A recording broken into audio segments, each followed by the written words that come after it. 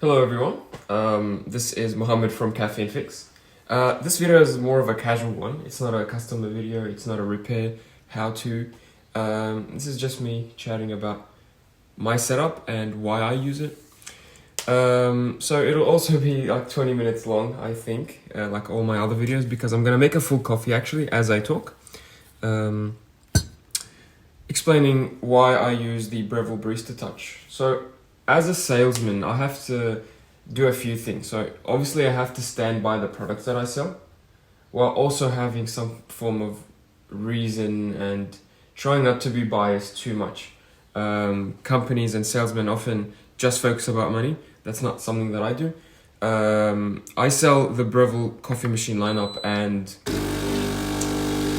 I've used almost all of them, except maybe some of the Nespresso ones, like the really cheap Nespresso Uno, I think they call it, and the standard Bambino. I've used all the machines from the ES800 to the 820 Duo10 Pro to the 840.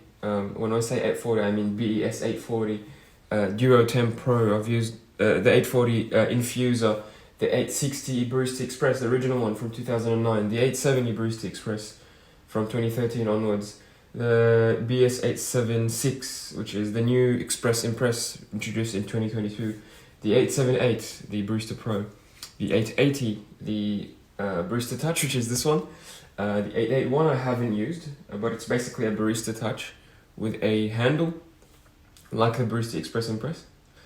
What else? There's the 900 dual boiler, the 920 dual boiler, the 980 Oracle, and the 990 Oracle Touch. I've also used the Bambino Plus, the BS500. I've used the Nespresso machines, BNE 800 and 900. That's just in the Breville realm. I've also tried Gargia's, the classic. I've tried the Rancilio Silvia. I've tried the Rocket Appartamento. I've tried the Lelite. What was it called? The Lelite Elizabeth. And there's one more, the Rocket Mozzafiato. So the Appartamento and the Mozzafiato. Each machine has its own sort of pros and cons, and I feel even within the Breville range, there's no like one really good machine or really bad machine. I've tried, like I said, all of them, and this is the one I stick with. So let's actually make a coffee as I talk. I usually start with warming up my cup. I've already done that. So just about 20 seconds of hot water, that will warm up my portafilter and my cup. If not warm up, at least bring from super cold temperatures. It's 10 degrees today in Melbourne, to maybe like 30 degrees at least, 50 degrees. Something a bit warmer. Yeah, so I like this machine for many reasons. I guess we can begin with the good things. It's really quick, so as you saw, I turned it on and it took 5 seconds to sort of purge and get ready. And when I want to make a coffee, I just press the button and it starts heating up the boiler right away. There's no like heat up time. There's no waiting for steam really. It's super quick in my experience, and obviously it uses, well, not obviously, it uses the new Breville heating system called the Thermojet. And when I say new, they released it in 2019, I think, or 2018. So it's about 5 years old, but it's definitely newer than the thermoblock design, which was introduced in 2009 in the Barista Express, and newer than the actual boiler design, which was invented in the 40s or 30s or in the 20th century, let's say, if I remember correctly. So it's definitely new-ish, this heating system, and it's quick. If I were to get some hot water, so now the boiler is idle, it's not heating up, it's room temperature. If I were to open the top lid of this machine and touch the boiler, it'll be room temperature. It only heats up when I'm, extracting steam or water.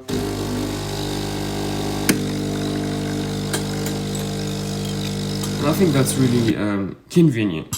The disadvantage is that it doesn't make, I would say, the hottest water or the hottest coffee compared to like the Barista Express, or especially compared to a boiler machine, like a single boiler, dedicated boiler or dual boiler. So the water coming out of this machine is, I would say, it can be hot, but it's not super hot, scalding hot like those machines. So what you have to do is you have to warm up the machine. So you have to run a blank shot like I did before. You put the cup underneath, you run about 20 or 30 seconds of water. 20 seconds is appropriate, I would say. 20 seconds of water to warm up the portafilter and the cup. That is if you want to run a blank shot. If you don't, that's fine.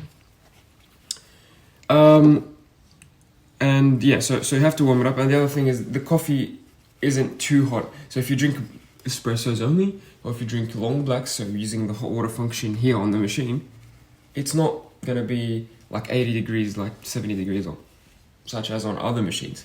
It'll probably be more of a drinking temperature. For me, I personally don't like my coffees to be too hot, so this machine is perfect for me actually. But also, two things you can do to remedy that. If you drink milk-based drinks, you can just heat up the milk a bit hotter, and that'll compensate. Yeah, so like if this is slightly colder, just make the milk slightly hotter. Not too crazy, so 65 or 70. 70 is a bit too much, so 65 would probably do it. The other thing is if you drink long blacks, just use your kettle to heat the hot water. It'll probably be quicker and way hotter for sure than using the hot water tap here. The reason why I use the hot water tap here is sometimes I use it to warm up my cups, but really it's to add a little bit of hot water to my to the bottom of my cup here, so that when I add sugar, yes, I drink coffee with sugar, it dissolves better, and then I brew the espresso and it all mixes nicely. One of the things I hate is the last few sips of my coffee being sweet. I absolutely hate that. So back to my setup, Barista Touch. What accessories do I use? As you can see, I'm using the bottomless portafilter. This is not the genuine portafilter from Breville. That one is quite expensive. This is like some AliExpress aftermarket one. It has held up pretty well. I make one coffee a day and I've been using it for a year now, approximately. And yeah, it's a nice wooden handle. I use the bottomless for a couple of reasons. Mainly, it gives me more headspace so I can use bigger cups because I'm not concerned about those spouts. The other reason is that it looks nice. And the third really practical reason is that it can tell me if I tamped and distributed my coffee properly. So if I didn't do a proper job of tamping and spreading the coffee, I'll get channels, either the coffee will be extracting from one side or be spurting out jets of fast coffee, telling me that I haven't done a great job. Whereas if it's coming out nice and smooth in one singular stream in the middle, that tells me that I've done a good job of distributing my coffee. What else do I use? I've got the Breville jug here. I don't use that every day. I use it maybe most days. It has a thermometer, really handy when I'm sort of questioning what my skin is feeling. But yeah, most of the time I go by feel. Like if it's too hot to the touch, it's probably around 60 degrees. But it's good to have that thermometer. Recently, my favorite jug has been this. I don't even know what it's called. It's Rhino Coffee Gear. It came with one of the machines that I was refurbishing, so I'm like, yeah, why not use it? And it honestly makes a huge difference. This is something that shocked me. The type of jug makes a huge difference. I'm not sure what it is, if it's the tip being more extended than the Breville jug, or is it the fact that it's a smaller jug, or is it placebo? But every time I make coffee, the latte art that I can do with this machine, with this jug, is crazy. Even if I were to get this exact same milk texture in both jugs, I feel like this one, maybe it's too big because it's too big, or because this is not deep enough. It doesn't allow me to do that sort of wiggly. I'm not a barista, but like sometimes I get that wiggle in the milk. This one allows me to do it easily and actually end up with a texture. A lot of talking. Next, we're getting there. Next, I use, where did I put it? Oh, it's right here. It's the aluminium dosing cup. Sorry, I forgot to clean it, but I don't think that's important. Yes, this thing of Amazon, $20. Nice sturdy aluminium, I should say.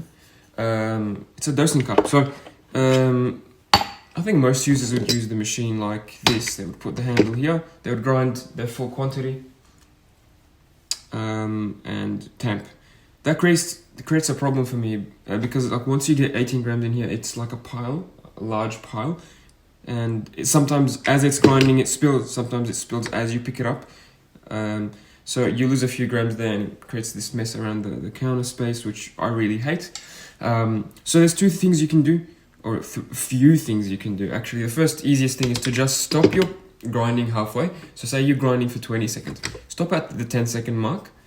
Get your temper and slightly press to compress that first dose, and make space for the next one, and that will prevent or reduce the mess. The other thing that you can do is you can use a dosing ring.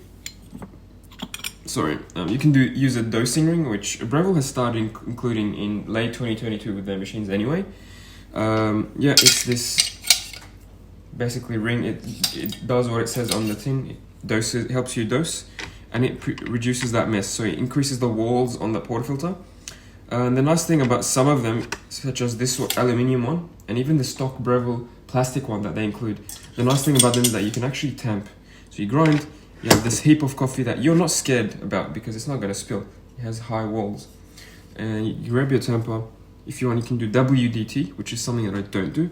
I feel like it's a bit too much for me. You can do WDT and tamp with the cradle or with the dosing ring, or dosing collar I should say, attached. The other thing that I do, I'm happy that we got here because I'm going to move on to making coffee. The other thing you can do is just use a dosing cup. So you'll put the coffee in here, all of it, flip it upside down. That's going to do two things. Obviously reduce the mess, and the other thing is it reduces that clumpiness. So if you are moving the coffee and sort of shaking it, you can even shake it, and that'll make everything nice and fluffy, nice and smooth, sort of like WDT.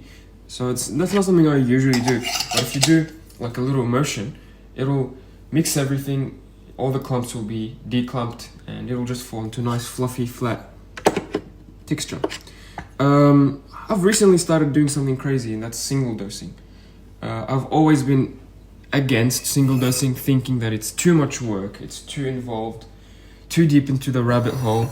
Let me just flip my screen, I want to see myself if I'm framing things right. I've always been against single dosing, because it's too much working. I was wrong, I actually tried it. I've been single dosing for 2 or 3 months now, and it's made a huge difference. So previously, when I first started making coffee, I would fill the hopper all the way to the brim. It was me and my brother making coffee. Now it's just me and my brother stopped drinking coffee. So what I did then, I would fill half of the hopper.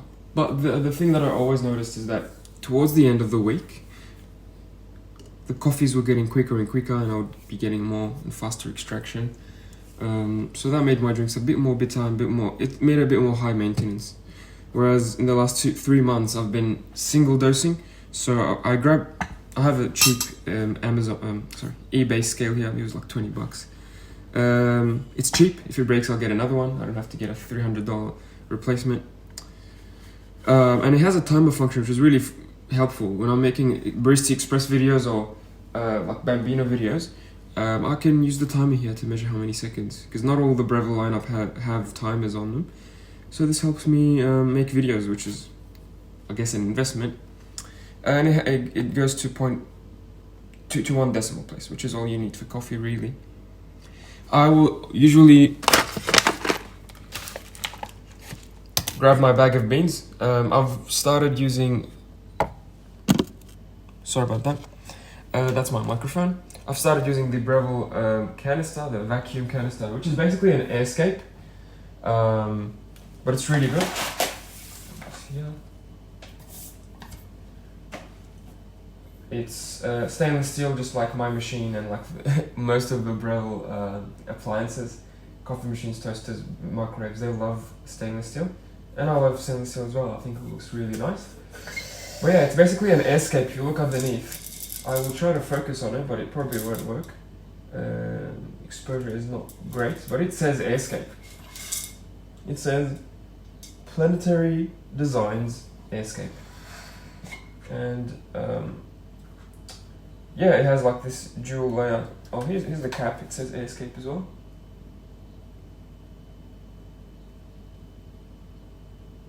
Maybe you can see it. Doesn't really matter.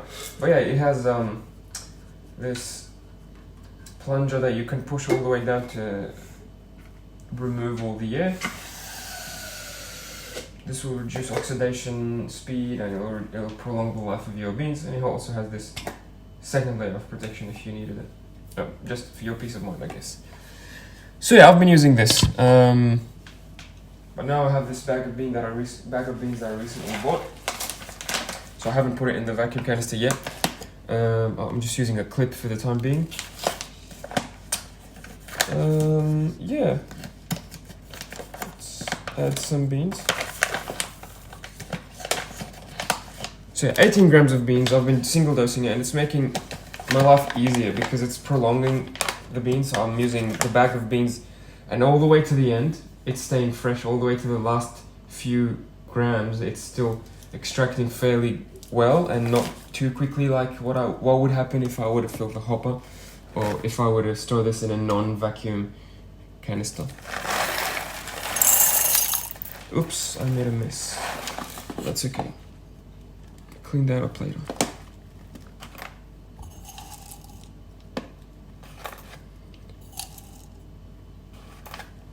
$18 grams, amazing. I would dose 18 grams into the scale, into the cup on the scale, and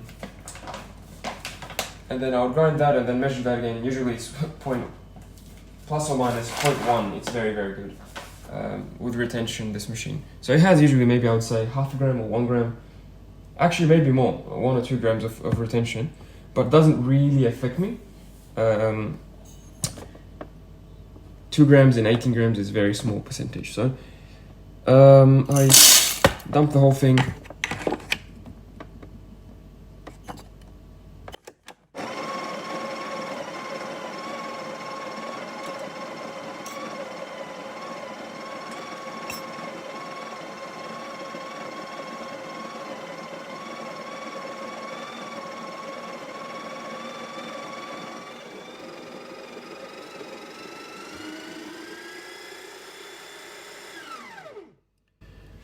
Done. Let's have a look. 17.9. So I'm pretty happy there. Grab my portafilter. You can do that shake if you want, and then like tamp, and it's usually nice and flat. If there's a bit of unevenness there, you can just make it even with your finger. I also use the distribution tool here. Again, off Amazon, 20 bucks, nice and sturdy metal construction. This helps with the distribution, of course, but it's also a nice heavy tamper. I sometimes use the included tamper. Not that it's bad, it's pretty good. You don't have to upgrade if you don't have to. But because I have the means, I just use the what is it called? Yeah, distribution tool. And then on the other side, it's a nice heavy tamper that I have calibrated with the razor tool. So the razor tool that Breville has with the 800 series machines, like the Express and the Pro and the Touch, the razor tool is basically the height that you want to keep your coffee at. So that's how I calibrate the distribution tool to be the same height as that razor tool. Actually, I think this is a bit shallower, so it's a bit shallower on the distribution and then a bit deeper like the razor tool on the tamper side of things. I dropped it once, so there's a nice dent on it, unfortunately, but that should be fun. It's not gonna affect my extraction, hopefully. And yeah, nice clean puck.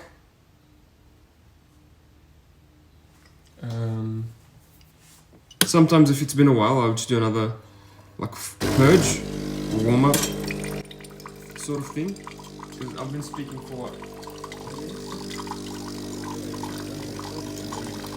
I didn't even feel the time.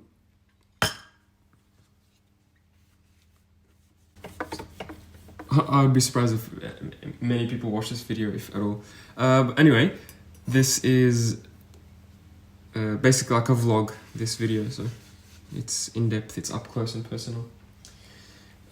Yeah, so lock it in. Now that the cup is nice and warm again, get rid of most of the water. I leave a little bit in so I can add sugar.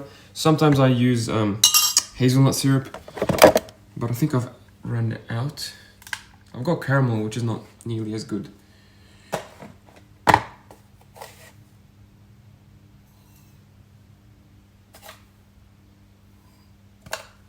Maybe I should reduce my sugar intake, but I don't suffer from health issues relating to sugar, so far I think I'm good. I see coffee as a meal, so I don't have proper breakfast. Sometimes I have a nut bar with my coffee, so it's a bit of sugar, a bit of protein, a bit of fat. So it's like a mini meal in my head. It's not like I'm gonna have a big bowl of cornflakes after this coffee. So that's how I justify adding a bunch of sugar to my coffee. I'm just used to it. I can probably get used to the coffees made by any machine, or specifically this machine, without sugar. Not that it's making bad coffee and then I'm having to add sugar to compensate. I don't think that's what's happening. I'm just used to sweet coffee, that's it.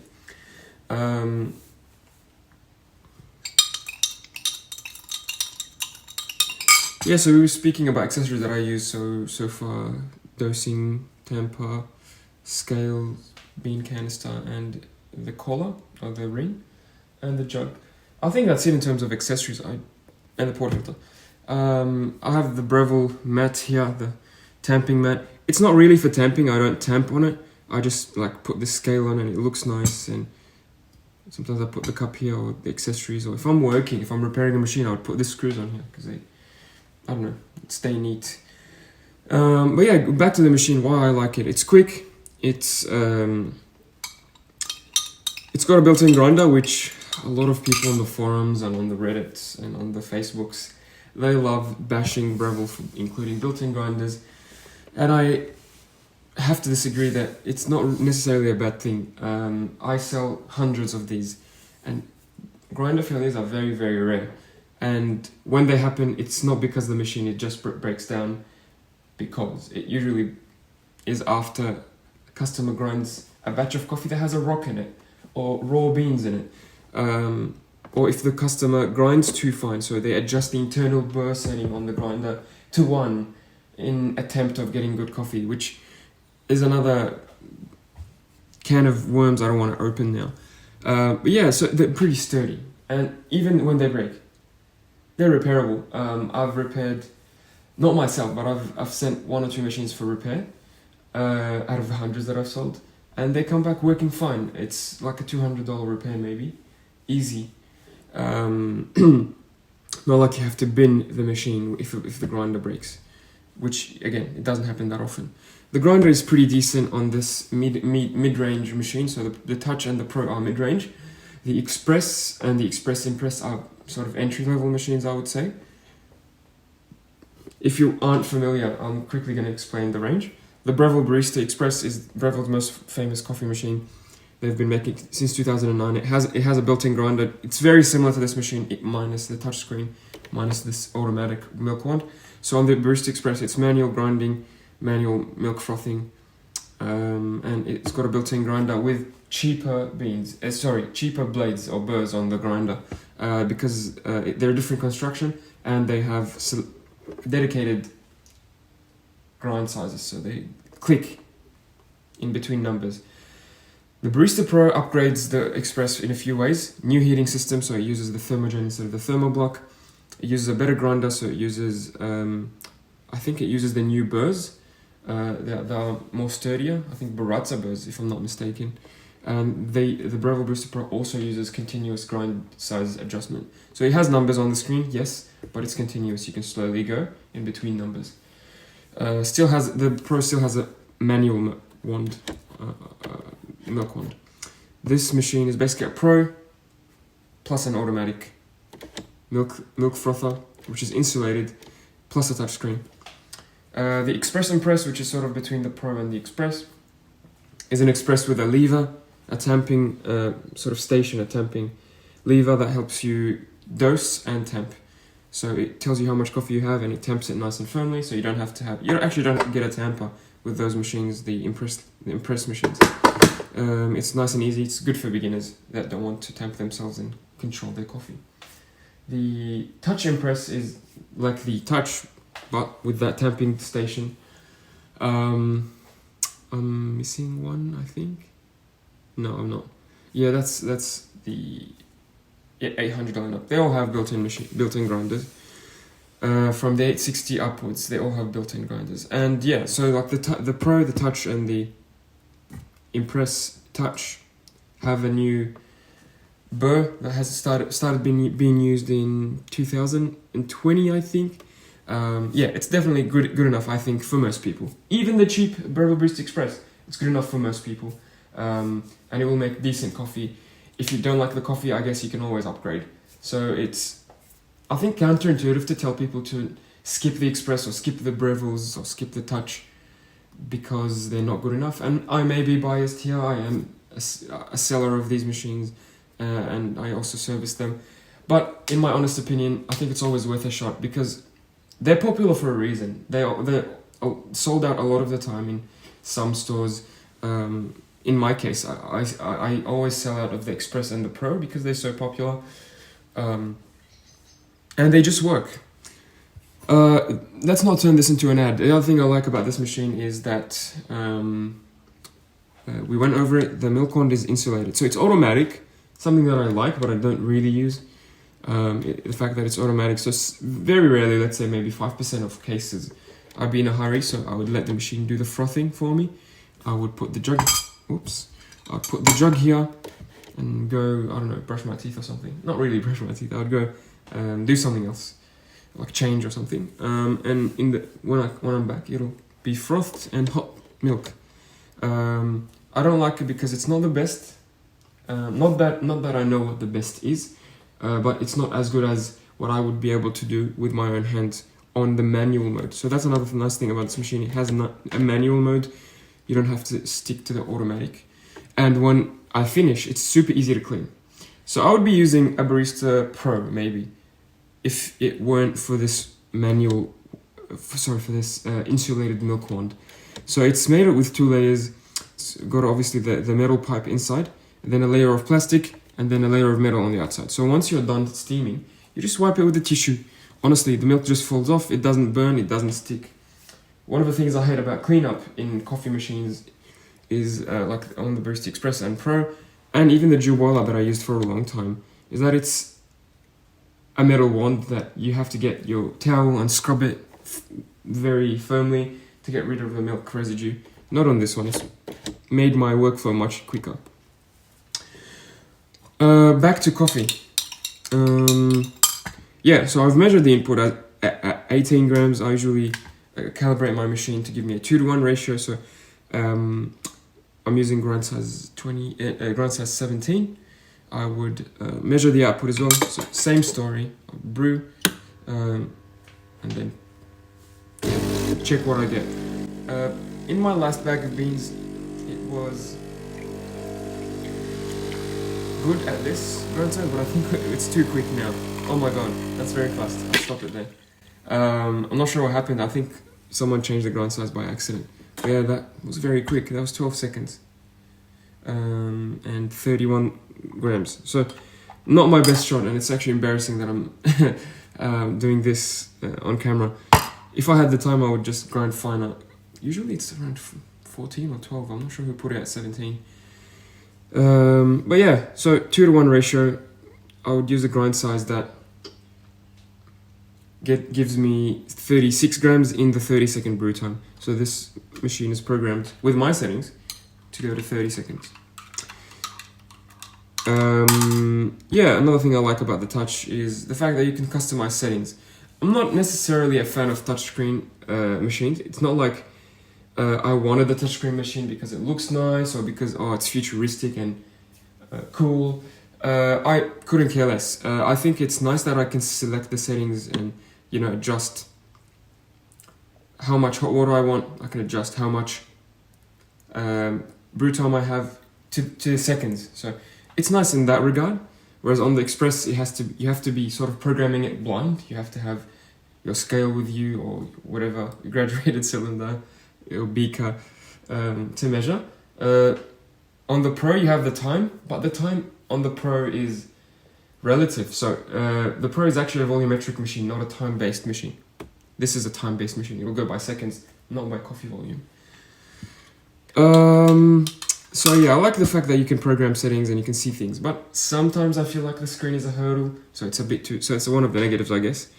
One of the things I don't like is that on this touch screen you have to wait. So you finish the brew, it waits like 2 or 3 seconds before you can like purge. So let's say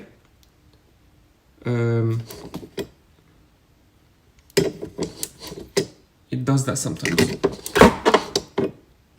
Gosh. So let's say I'm brewing now, and then I want to stop it, and then I want to start it again. I can't. It gives you, there's like a 2-second wait time. One thing I like about single wall baskets, they fall off nice and clean. But yeah, with the touchscreen, it's, I don't want to say it doesn't respond to my touches. Sometimes I just touch it in the wrong place. But also it's the fact that it's not instant like a button. Like on a button you can on, off. Same thing with the steam one. Sometimes I finish steaming and then I want to purge some milk. It'll just make me wait for 2 or 3 seconds while it thinks, or while it, I don't know, goes through the process. So yeah, it's not as fast as buttons. In terms of longevity, I haven't seen too many issues. I've replaced 1 or 2 screens on the Barista Touch and the Oracle Touch. Not very difficult to do. It's just like a $300 part. It is expensive. That was for the Oracle, I think. Yeah, it is expensive, but I think that machine had moisture damage, so the customer, I think, had the kettle near the machine, or like it was near the stove, so it was like all white and hazy on the screen. Mine, I get, it's a 4-year-old machine, no issues at all. I mean, grab your iPhone 4S from 10 years ago. It would probably still work fine. Why wouldn't this? You know what I mean? It's like a solid piece of equipment. It's also very tough. One time I did like an endurance test. I grabbed one of the broken machine screens that I had and I beat it with a hammer repeatedly. It wouldn't crack. It would only crack once I get literally a nail and hammer the nail into the screen. The hammer wouldn't break the screen. So it's really, really, really tough. So it's very unlikely that you'll crack it with the portafilter hitting it. So this is my machine and I'm comfortable doing that. It's really unlikely that you'll crack it with the portafilter hitting the machine. Maybe if you have a glass cup with a sharp edge or porcelain, that will scratch it, but crack it, highly unlikely with impact.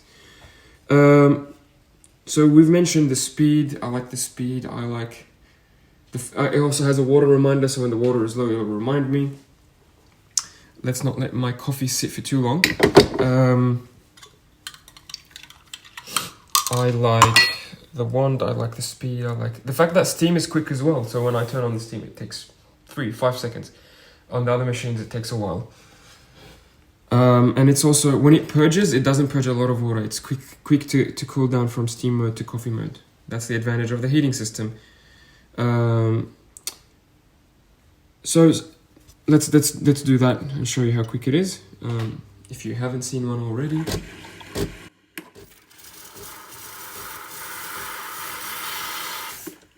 Turn it on, turn it back on. Turn it off, turn it back on. See, that's what I meant. It doesn't let me start right away. Not in this case. So in this case, it's not letting me start because I was in the cleaning menu. But if I were to do this, it would let me steam, no problem. Let's do that again. I don't usually turn it on in this position. I just did it to show you how quick it is. But yeah, it will remind you to clean the milk wand if you haven't cleaned it in a while, like the cleaning cycle for the milk wand. But yeah, the way I do it is, it would be up like this. I'll grab my jug and press, and it would work right away. It doesn't give me trouble. Only when you start in the down position, that's when it gives you trouble. And then start with it down and then push it up, and then start again.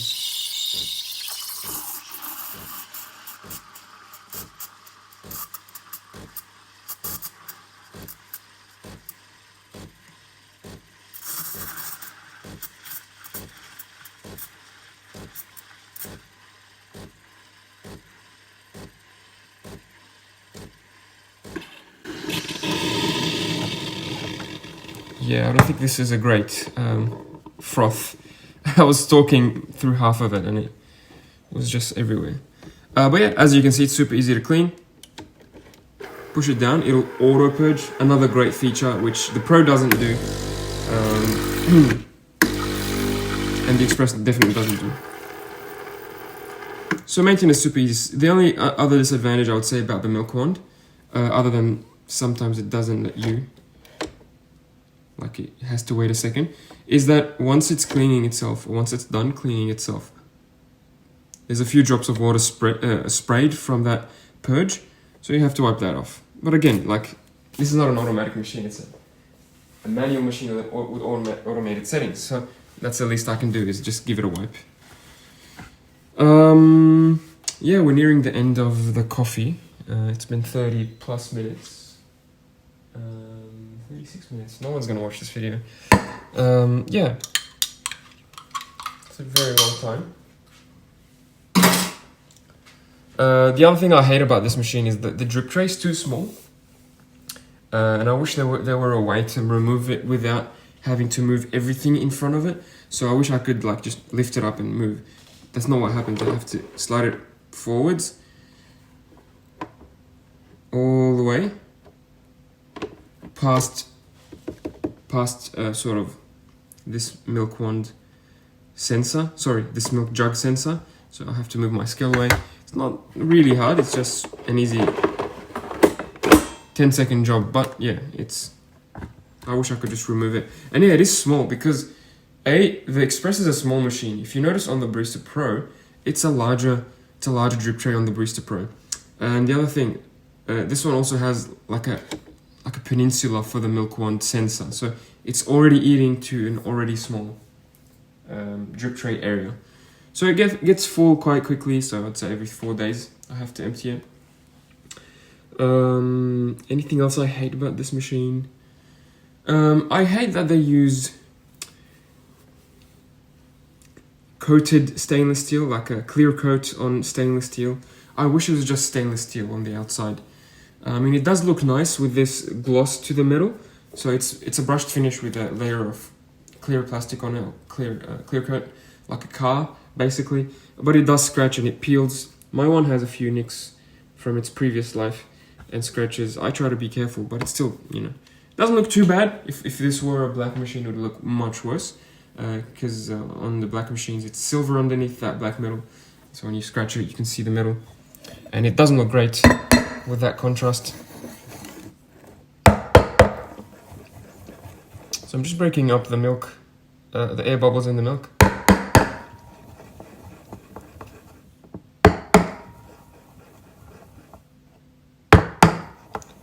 Yep, I've definitely not done a great job with steaming there, because I was talking throughout.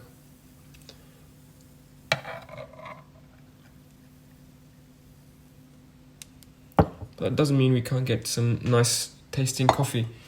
I will quickly try to show you what I did. Not that it's important, but because I want to.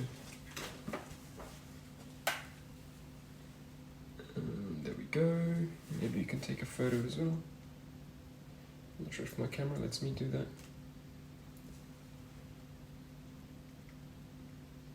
Yeah, it's a latte or a cappuccino, or you can call it a magic. A magic is basically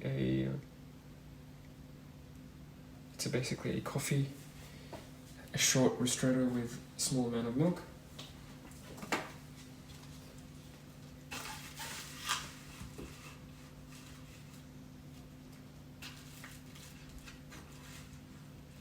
Yeah. So I'll quickly focus back.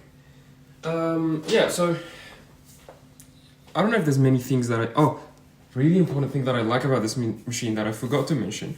It's very low maintenance. Very, very low maintenance. And that applies to mainly the Breville thermojet machines and even the thermoblock machines. So it goes this way. In terms of super low maintenance, it goes Nespresso machines, super low maintenance. When I say maintenance, I mean like repairing and going to the service center. Nespresso machines, and then it's the Breville Pro and Touch Impress, because their heating system, and the Bambino, because their heating system is super reliable. It doesn't, it doesn't heat up passively. It's only heated when you're making coffee. So it prolongs the life of the connectors, of the O-rings, of the boiler itself, because it's not always hot. And then it goes the Breville Express and Infuser. They use the thermoblock system, which is fairly reliable, but it's still, it stays hot.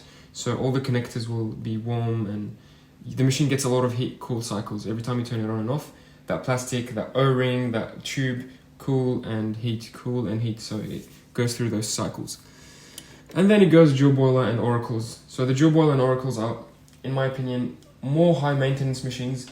If you've bought one in early 2022 or older, so the machines made before 2022, July 2022, those machines are usually more high maintenance. So you have to, in my experience, do a checkup every 1 to 2 years. So go to, either you can do the checkup yourself, you can open the lid on your Breville dual boiler or Breville Oracle, open up the lid, check the connectors, check the boilers, make sure that under full pressure the machine does not leak water, and under full temperature and pressure, meaning the steam boiler doesn't leak any water. So you have to check the connectors, the inlets, the outlets, the probes on the steam boiler.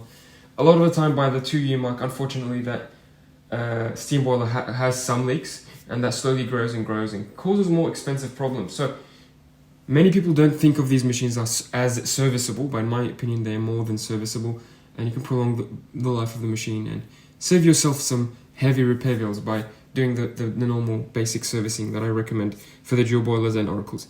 And a lot of it can be DIY. You don't have to take your machine to the service center and wait weeks and weeks. You can just open up the machine, 4 screws, remove the lid with the machine on and ready to go. Ready to make coffee, that is. Just don't touch anything inside, don't touch wires and boilers. Just have a look. Make a coffee, maybe do the cleaning cycle under full pressure. The cleaning cycle uses the grey disc, which puts the machine under full stress, full pressure on the coffee side. Look at the boiler, look at the pump. Is it leaking? Same thing for steam. Once the machine is ready and it's at full 93-degree temperature, turn off the machine and then touch the probes and the connectors. See if they're leaking. Turn off the machine. Put your ear close to the machine. Can you hear any hissing sounds? Can you see any signs of corrosion? Look at the boilers, if there's any white residue or rust even. In really severe cases, it's rust everywhere, even on the screws. In severe cases, you also see steam on the screen or steam on the gauge. Steam coming out the back. You can even hear it sometimes with even the lid closed. All these things you can do to service your machine. If you're overwhelmed by all that, bring it to myself. Take it to someone in your local area that services coffee machines. Not a very difficult job to do. So that $100 service $100 to $100 service that you do every 2 years will save you from a $500, $600, $700 repair bill that could happen in 5 years' time. So that's one of my concerns with using a dual boiler or an oracle. In the past days, that it used to be the connectors needed some tender loving care. You needed to change the O-rings at the 2-year mark. In my experience, every 2 years, change the O-rings to prevent that leakage. Which, if it leaks, it can cause, like I said, all sorts of problems. Not only can it corrode the machine, obviously that's the least of my concerns. What it can do, your machine can overheat. It can go well beyond 100 degrees. It can refuse to heat. It can stick at 70 degrees and not let you make a coffee. It can do all sorts of behaviors like heat up the boiler even when the machine is off. That's a health safety risk. It can also prevent you from doing certain functions, like if you have an oracle and your machine is leaking, your grinder can stop working, your hot water tap can stop working. Your hot water tap can be engaged at all times. Your machine can be pumping water at all times because it's stuck in that grounded state from the water and the moisture. I'll quickly interrupt this video by saying after mid-2022, so let's say July 2022 onwards, the Breville dual boiler machines have actually started using the new boiler design. Even the Oracles, I had a look at an Oracle made in August 2022 and a dual boiler 920 made in September 2022. And the boiler design is radically different from the ones in the past. Those machines started using nut fittings on the boilers. So rather than the pipe with O-rings, let's quickly see if I have one. Yep, I found one. Yeah, so on the dual boiler in the past, it used to be the pipes with an O-ring like this. It used to be, that's better. The pipe looked like this, with like a brass connector and a red silicone O-ring. Why isn't it focusing? There we go. This is what it looks like, and then you would put that on the boiler or the connector, and this would hold it in place. That was how Breville has been. That's how Breville has been doing this for 10 years now. It works okay, but on the dual boiler and the Oracle, it's a bit of a problem because the boilers are always hot. They are really hot. On the steam boiler side, it's 130 degrees. So it's a lot of heat over a long period of time, and these will shrink and start leaking inside the cabin, sorry, not the cabin, inside the compartment inside on the machine, or on the interior of the machine. And yeah, it's not great for the internals, not great for your safety or for anything. But yeah, after July, it's a new system with like metal nut screws and a compression fitting. So it's hard to explain. I don't have one, but you can have a look at photos online or the forums. Yeah, and it's a radically improved design, and I suspect it'll be more durable. The only advantage is that the steam boiler side still uses those probes that have been problematic in the past. Now, let me see if I have a probe. Yep, on the dual boiler machines, the probes were, or are, still like this. It's a porcelain sort of core, no, not core, porcelain, whatever this is, housing with a metal rod inside, and this can rotate. Because it can rotate, it uses silicone O-rings on the inside between the porcelain and the metal, and over time those O-rings shrink. So even if you block off this completely, you can still have leakage from between the metal and the porcelain here. Maybe I'll get closer. This is not a Barista Touch relevant thing at all, but it's just for my, if you're interested, for my experience, I wanted to share this. Yeah, so they still use this sort of steam boiler probe on the dual boiler and Oracles, unfortunately, so it may need a service at the 2-year mark anyway. But for sure is what's for sure is that the metal nut fittings and the compression fittings definitely more durable than the old system. So maybe those machines are a bit more durable. So this is like a little aside. If you bought a dual boiler or an Oracle after 2022, let's say after July 2022, and the manufacturer has to be July onwards. If you look at the serial number, you have to decode the serial number. The first four numbers in the serial number are the manufacture date.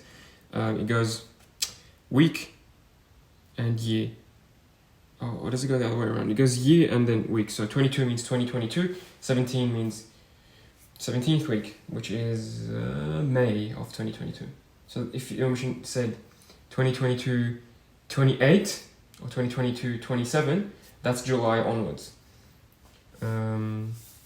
Yeah, it's a move in the right direction in my opinion.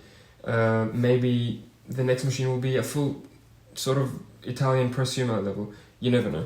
And the great thing is that here in Australia the price didn't go up. It was still like $9.99 for a while, and then now they just stopped and actually sold out everywhere. So I'm not sure if the model is discontinued or what's going on there.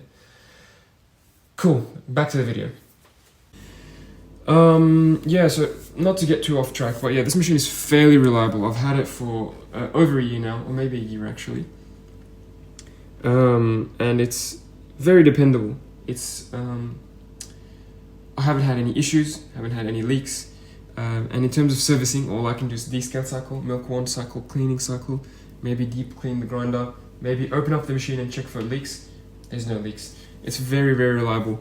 If anything, I would recommend every 3 to 5 years, depending on how many coffees you make. If you make 1 coffee a day, every 5 years is fine as a time point to service your Breville Barista Touch or Pro. Your expresses and infusers, I would say every 3 years. So after you buy it, 3 years, and every 3 years after that. Just to, again, check the connectors, make sure that there's no steam leaks that could cost you a new solenoid. A lot of the time, a broken solenoid is just due to that steam connector getting loose over time, unfortunately, and giving you a leak.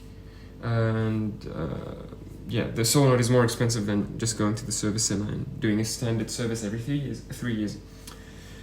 Yeah, so in summary, this is a good machine. I've chosen it among all the Breville lineup. I've chosen it over the Oracle. I've chosen it over the Express. It was a hard decision between this and the dual boiler. Again, as a salesman, I have to be objective, but also I have to acknowledge that I'm biased because I have to say good things and bad things about the machines. So I have to like my machines, and if there's a bad machine, I think I would point it out. But I generally think that every Breville machine in the lineup has its place. I feel like the Express is good for entry level and people with a budget conscious purchase in mind. It's an all-in-one. The Barista Pro is the next step up. It's a bit more premium than the Express. You know, build quality is similar, maybe a bit better. Gives you a few more features, fast, but still relatively budget in the grand scheme of things, in the grand scheme of $1,000 coffee machines and $2,000 rocket apartamentos. $800, $700 is fairly reasonable for a Barista Pro. People say it's overpriced. I highly disagree. The Touch is like a Barista Pro, but with an automated wand. That's why I chose it. It's easier to clean, easier to service like the Pro. Easier to service like the Pro, but easier to clean because it has the insulated wand. And only the Barista Touch machines have that feature, like the Touch and the Touch Impress. The Impress machines are for super beginners that don't want to make coffee a hobby. They just want good coffee. They don't want a hobby. They don't want to learn how to WDT. They don't want to measure their coffee. They just want good espresso at home. That's what the Oracles and the Barista Express Impress and the Touch Impress are for. The Bambino is for people who like coffee but want a separate grinder for whatever reason. If they've read too many Reddit posts, they're going to get a Bambino Plus for sure. The Bambino Plus is a good machine. It has the heating system from this machine and the wand, automated wand as well. Can't remember if it's insulated or not, but yeah, it's a good machine, very small. Disadvantage is that it's really small and hard to service when you do need to service it, but like I said, that probably won't happen in the first 5 years, if at all. The dual boiler is for enthusiasts. It's a manual machine with 2 dedicated boilers if you really like playing with your coffee and settings and pre-infusion and having strong steam performance and strong temperature stability. The dual boiler is for you. If you make a lot of coffees, the dual boiler is for you. Oracle is a dual boiler, Oracle and Oracle Touch, with automatic tamper and distributor. Actually, it has a distribution fan. Basically, it has this device motorized inside, and it also has an automatic wand. It's a nice machine, very complex to repair, so that's why one of the things I don't like about them, not to hate on them, but yeah, they really need that 2-year service, and when something goes wrong, it can be complicated to remove and replace parts because it's really complicated on the inside. But it's, again, serviceable and it makes really good coffee really easily. I think it's one of a kind, that machine. If you get a super automatic machine, like a 1-button press bean to cup machine, won't taste as good for sure. So the Oracle is like one of its kind as a manual automatic machine. Automatic portafilter machine, I should say. Yeah, so I definitely think all of them have their place and all of them have their pros and cons. But for me, as a person making 1 coffee a day, wanting the most streamlined workflow possible, wanting a small counter space, I think this machine makes sense for me, and maybe it makes sense for you. Hopefully this 50-minute video was useful to you. Yeah, it is actually 50 minutes, that's amazing. Well, it's incredible, let's say something else. Not everything is amazing. But yeah, it didn't feel like 50 minutes because coffee and coffee machines is something I'm passionate about and I can talk about for days. But yeah, I hope you found this video useful. Maybe not entertaining, but hopefully you found it useful and helps you make your decision about your coffee machine. If you have any questions or comments, please don't hesitate in mentioning them in the comments down below. Give it a like if you liked it, give it a dislike if you didn't like it. You don't have to subscribe. I make coffee machine videos every now and then, but you don't have to subscribe if you don't want to. It's yeah, like a hobby for me, and